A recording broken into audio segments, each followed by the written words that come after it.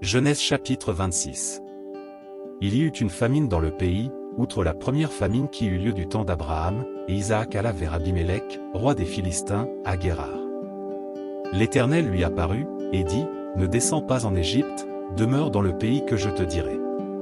Séjourne dans ce pays-ci, je serai avec toi, et je te bénirai, car je donnerai toutes ces contrées à toi et à ta postérité, et je tiendrai le serment que j'ai fait à Abraham, ton père. Je multiplierai ta postérité comme les étoiles du ciel, je donnerai à ta postérité toutes ces contrées, et toutes les nations de la terre seront bénies en ta postérité. Parce qu'Abraham a obéi à ma voix, et qu'il a observé mes ordres, mes commandements, mes statuts et mes lois. » Et Isaac resta à Guérar.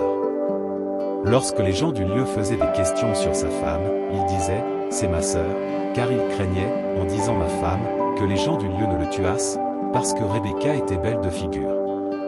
Comme son séjour se prolongeait, il arriva qu'Abimélec, roi des Philistins, regardant par la fenêtre, vit Isaac qui plaisantait avec Rebecca, sa femme. Abimélec fit appeler Isaac, et dit, « Certainement, c'est ta femme. Comment as-tu pu dire, c'est ma sœur » Isaac lui répondit, « J'ai parlé ainsi, de peur de mourir à cause d'elle. » Et Abimélec dit, « Qu'est-ce que tu nous as fait ? Peu s'en est fallu que quelqu'un du peuple n'ait couché avec ta femme, et tu nous aurais rendus coupables. » Alors Abimélec fit cette ordonnance pour tout le peuple, « Celui qui touchera à cet homme ou à sa femme sera mis à mort. » Isaac sema dans ce pays, et il recueillit cette année le centuple, car l'Éternel le bénit. Cet homme devint riche, et il alla s'enrichissant de plus en plus, jusqu'à ce qu'il devint fort riche. Il avait des troupeaux de menu bétail et des troupeaux de gros bétail, et un grand nombre de serviteurs, aussi les Philistins lui portèrent envie. Tous les puits qu'avaient creusés les serviteurs de son père, du temps d'Abraham, son père, les Philistins les comblèrent et les remplirent de poussière.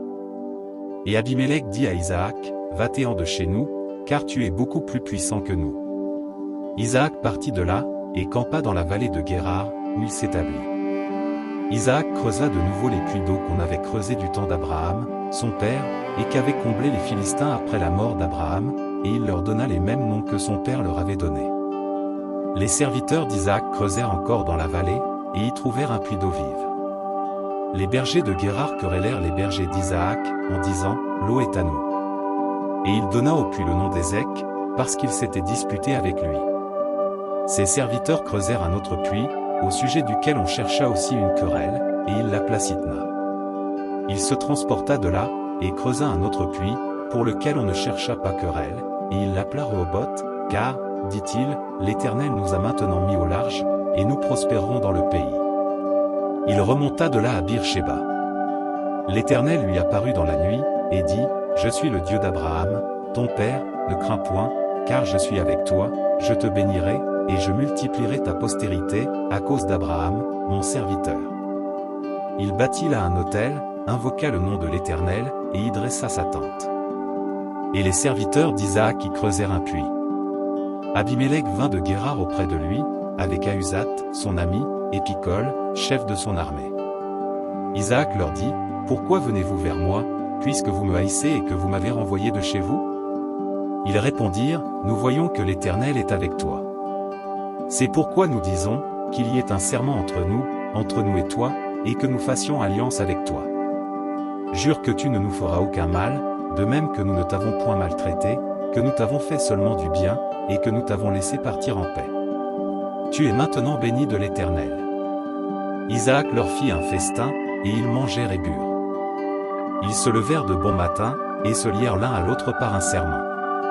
Isaac les laissa partir, et ils le quittèrent en paix. Ce même jour, des serviteurs d'Isaac vinrent lui parler du puits qu'il creusait, et lui dirent, « Nous avons trouvé de l'eau. » Et il l'appela Skiba. C'est pourquoi on a donné à la ville le nom de Bir-Shéba, jusqu'à ce jour. Ésaü, âgé de 40 ans, prit pour femme Judith, fille de Béhéri, le Héthien, et Basmat, fille d'Élon, le Héthien.